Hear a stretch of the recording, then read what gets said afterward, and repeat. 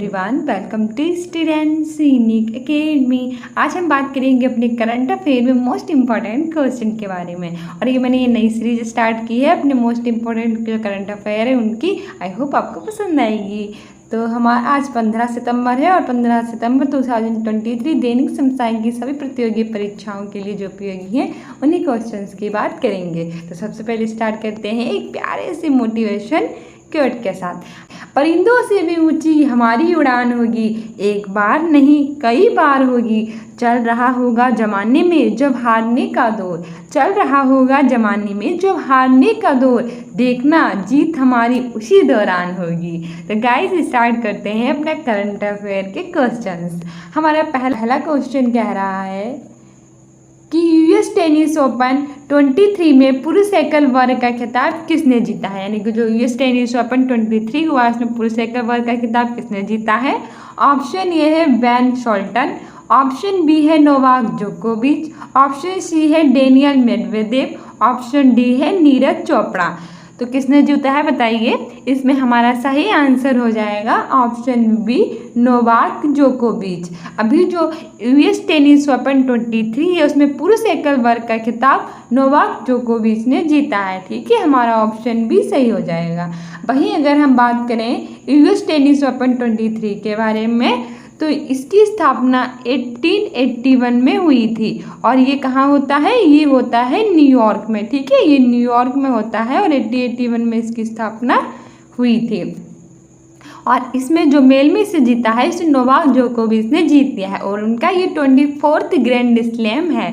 और उन्होंने जो रूस के हैं डेनियल मेदवेदेव उन्हें हराया। ठीक है, जो रशिया के डेनियल मेदवेदेव है उन्हें हराकर नोवाक जोकोविच ने इसे जीत लिया है। नोवाक जोकोविच की ये सर्बिया के रहने वाले हैं। इन्होंने रशिया के डेनियल मेदवेदेव को हराया है। इनका 24th ग्रैंड स्लैम है और इनका जो रिकॉर्ड है वो मार्गरेट कोर्ट के बराबर रहा है। ठीक है, ये तो मेल की बात हो गई। जरा फीमेल की भी बात कर लेते हैं। फीमेल में इसे जीता है 19 वर्ष की जो कोको ग्राफ है उन्होंने इसे जीत लिया है फीमेल में।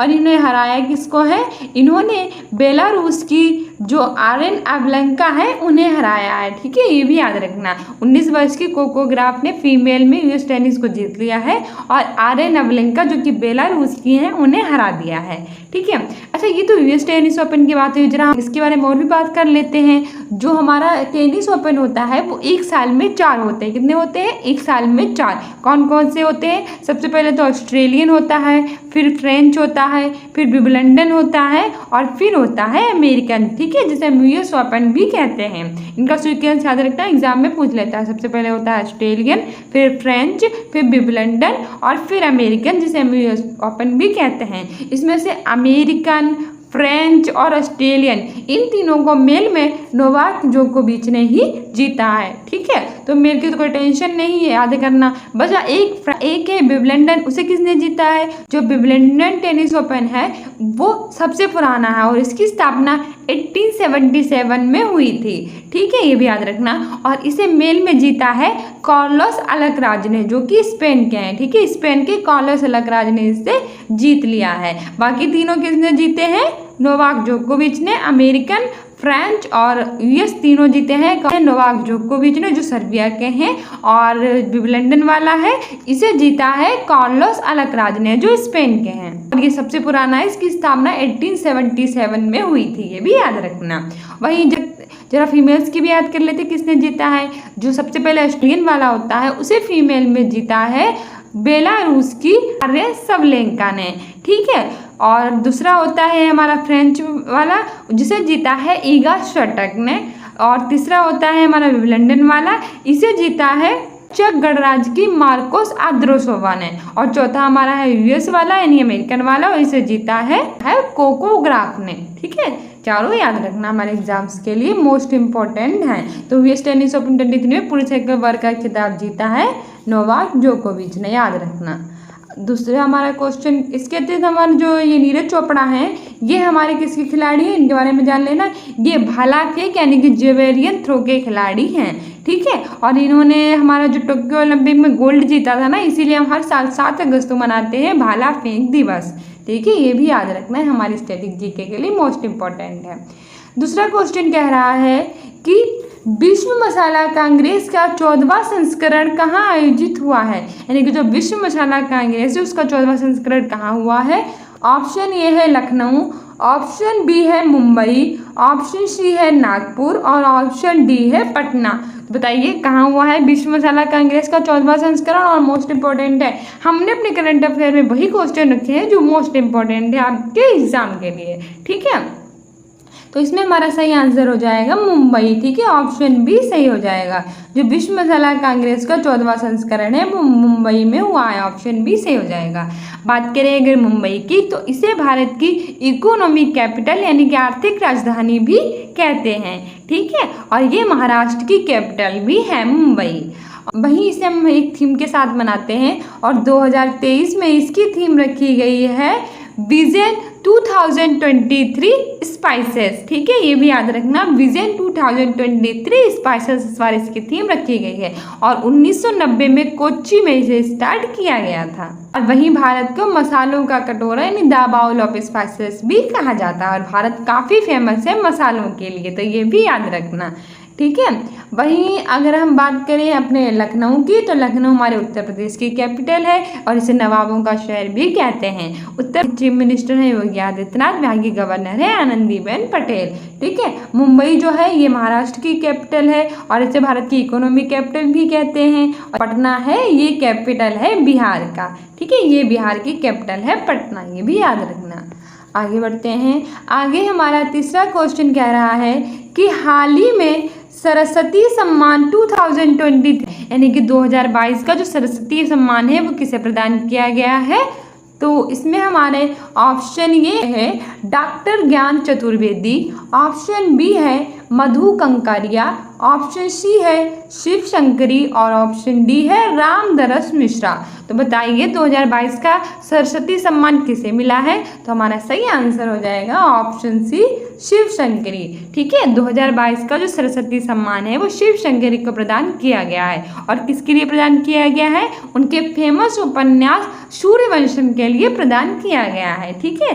शिव शंकरी को सरस्वती सम्मान मिला है। सरस्वती आ रहा है माता सरस्वती और शिव आ रहा है भगवान शिव शंकर, तो दोनों भगवान के नाम है शिव शंकर और सरस्वती। तो सरस्वती सम्मान शिव शंकरी को मिला है, उनके उपन्यास को उसके लिए उपन्यास सूर्यवंशम के लिए मिला है, ठीक है, याद रखना। ये हमारा चौथा क्वेश्चन क्या है कि हाल ही में एशिया का सबसे बड़ा ट्यूलिप गार्डन कहाँ स्थित है, यानी कि जो हमारा एशिया का सबसे बड़ा ट्यूलिप गार्डन है वो कहाँ स्थित है। तो इसमें हमारा ऑप्शन ये है शिमला, ऑप्शन बी है श्रीनगर, ऑप्शन सी है लद्दाख और ऑप्शन डी है मनाली। तो बताइए एशिया का सबसे बड़ा ट्यूलिप गार्डन कहाँ स्थित है इन चारों में से। तो इसमें हमारा सही आंसर हो जाएगा ऑप्शन बी श्रीनगर, ठीक है। एशिया का जो सबसे बड़ा ट्यूलिप गार्डन है वो श्रीनगर में स्थित है। और श्रीनगर क्या है, श्रीनगर जो है वो जम्मू एंड कश्मीर की कैपिटल है, ठीक है। जम्मू कश्मीर क्या है, ये हमारी एक यूनियन टेरिटरी यानी कि केंद्र शासित प्रदेश है। 31 अक्टूबर 2019 में यानी कि 31 अक्टूबर 2019 को जो जम्मू कश्मीर था वो भारत का एक केंद्र शासित प्रदेश बना था। पहले ये एक राज्य था, ठीक है, इसमें धारा 370 लगी थी और इसे विशेष राज्य का दर्जा प्रदान किया गया था। लेकिन 31 अक्टूबर को जम्मू कश्मीर और लद्दाख को केंद्र शासित प्रदेश बना दिया गया। जम्मू कश्मीर की कैपिटल है श्रीनगर और लद्दाख की कैपिटल है लेह, ये भी याद रखना, ठीक है। और जम्मू कश्मीर काफ़ी फेमस है केसर के लिए और यहाँ के केसर को से जीआई टैग प्रदान किया गया है, ठीक है। आगे बढ़ते हैं। आगे हमारा पांचवा क्वेश्चन कह रहा है कि हाल ही में इसरो ने किस रॉकेट से आदित्य L1 का सफल प्रक्षेपण किया है, यानी कि वो कौन सा रॉकेट है जिससे इसरो ने यानी कि इंडियन स्पेस रिसर्च ऑर्गेनाइजेशन ने आदित्य L1 का सफल परीक्षण किया है। ऑप्शन ए है PSLV C56, ऑप्शन बी है PSLV C57, ऑप्शन सी है PSLV C58 और ऑप्शन डी है PSLV C59। तो बताइए कौन सा है। तो इसमें हमारा सही आंसर हो जाएगा ऑप्शन बी, ठीक है। PSLV C जो 57 है वो उससे आदित्य L1 का सफल प्रक्षेपण किया गया है। वहीं अगर हम बात करें इसरो की, तो इसकी फुल फॉर्म होती है इंडियन स्पेस रिसर्च ऑर्गेनाइजेशन। 15 अगस्त 1969 को इसकी स्थापना हुई थी और इसका हेड क्वार्टर है कर्नाटक के बेंगलुरु में, ठीक है, ये भी याद रखना है, एग्जाम में पूछा जा चुका है। आगे बढ़ते हैं। आगे हमारा जो 6 नंबर का क्वेश्चन कह रहा है, वो कह रहा है कि विश्व खुशहाली सूचकांक में भारत को कौन सा स्थान मिला है। यानी कि जो विश्व खुशहाली सूचकांक है उसमें भारत को कौन सा स्थान मिला है। ऑप्शन ए है 107, ऑप्शन बी है 126, ऑप्शन सी है 132 और ऑप्शन डी है 140। तो विश्व खुशहाली सूचकांक यानी कि वर्ल्ड हैप्पीनेस इंडेक्स में इंडिया को क्या रैंक मिली है, जल्दी से बताइए। तो इसमें हमारा सही आंसर हो जाएगा ऑप्शन बी 126। ठीक है, 126 वर्ल्ड हैप्पीनेस इंडेक्स में इंडिया को रैंक मिली है और ये याद रखना हमारे एग्जाम्स के लिए काफ़ी इंपॉर्टेंट है। आगे बढ़ते हैं। आगे हमारा कह रहा है 7वें नंबर का क्वेश्चन कि हाल ही में बंगस वैली फेस्टिवल कहाँ प्रारंभ हुआ है। यानी कि जो अभी हाल ही में बंगस वैली फेस्टिवल हुआ है वो कहाँ प्रारंभ हुआ है। ऑप्शन ए है असम, ऑप्शन बी है पंजाब, ऑप्शन सी है जम्मू कश्मीर, ऑप्शन डी है उड़ीसा। तो बताइए बंगस वैली फेस्टिवल कहाँ हुआ है। तो इसमें हमारा सही आंसर हो जाएगा ऑप्शन सी जम्मू और कश्मीर। ठीक है, जम्मू और कश्मीर में बंगस वैली फेस्टिवल प्रारंभ हुआ है।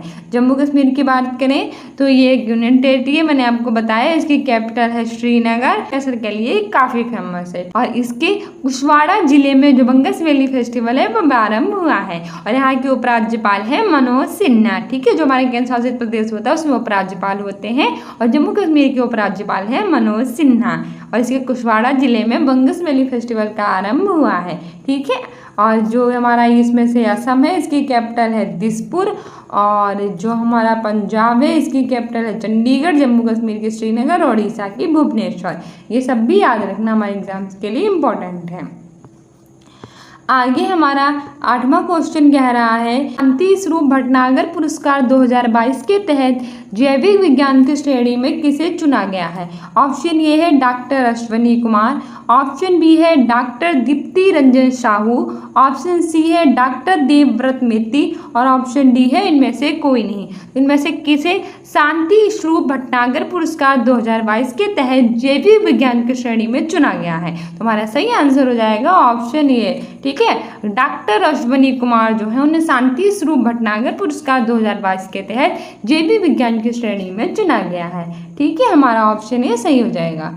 आगे बढ़ते हैं। आगे हमारा 9वां क्वेश्चन कह रहा है कि कौन सा राज्य 2 अक्टूबर से 1 लीटर से कम की पॉलीथीन टेरपाथलेट से बनी पानी की बोतल पर प्रतिबंध लगाएगा। ऑप्शन ए है असम, ऑप्शन बी है मणिपुर, ऑप्शन सी है केरल और ऑप्शन डी है राजस्थान। तो बताइए इन चारों में से वो कौन सा राज्य है जो 2 अक्टूबर से 1 लीटर से कम की पॉलीथीन से बनी पानी की बोतल पर प्रतिबंध लगाएगा। तो इसमें हमारा सही आंसर हो जाएगा ऑप्शन ए है असम। ठीक है, असम वो राज्य 2 अक्टूबर से 1 लीटर से कम के पॉलीथीन पर प्रतिबंध लगाएगा पानी की बोतल पर। ठीक है, असम की बात करें तो इसकी कैपिटल है दिसपुर। ठीक है, और यहाँ की मणिपुर की कैपिटल है इम्फाल, केरल की है तिरुवनंतपुरम और राजस्थान की है जयपुर। ठीक है, ये भी इससे रिलेटेड इंपॉर्टेंट इन्फॉर्मेशन है, याद रखना। अब हमारा लास्ट क्वेश्चन है इस करंट अफेयर का और हमारा लास्ट क्वेश्चन 10वां क्वेश्चन क्या कह रहा है कि fire on the Ganga live among the dead in Banaras पुस्तक के लेखक या फिर लेखिका कौन है। ऑप्शन ए है अमृत माथुर, ऑप्शन बी है राधिका अयंगर, ऑप्शन सी है विपुल डिकी और ऑप्शन डी है आयुष्मान खुराना। तो बताइए fire on the Ganga live among the dead in Banaras पुस्तक के लेखक या फिर लेखिका कौन है। सो गाइस, ये हमारे मोस्ट इंपॉर्टेंट क्वेश्चंस थे करंट अफेयर के जो मैंने आपको करवाए। आई होप आपके एग्जाम में आपकी काफ़ी हेल्प करेंगे। और ये हमने नई सीरीज स्टार्ट की है, सुबह के 8 बजे आपको ये करंट अफेयर मिल जाया करेगी। तो डेली के साथ जुड़ना मत भूलिएगा और क्लास मिला करेगी, इसीलिए हमारे चैनल स्टूडेंट्स अकेडमी को सब्सक्राइब कर लीजिए। तो हमारा जो लास्ट क्वेश्चन है fire on the Ganga live among the dead in Banaras पुस्तक के लेखक हैं राधिका अयंगर। ठीक है, ऑप्शन बी सही हो जाएगा। जो राधिका अयंगर है वो fire on the Ganga live among the dead in Banaras पुस्तक की लेखिका हैं। ठीक है, सो अपनी कल की क्लास में आई होप आपको ये क्लास आज की पसंद आई होगी। ठीक है, if you like this video then like, subscribe and share. Thank you.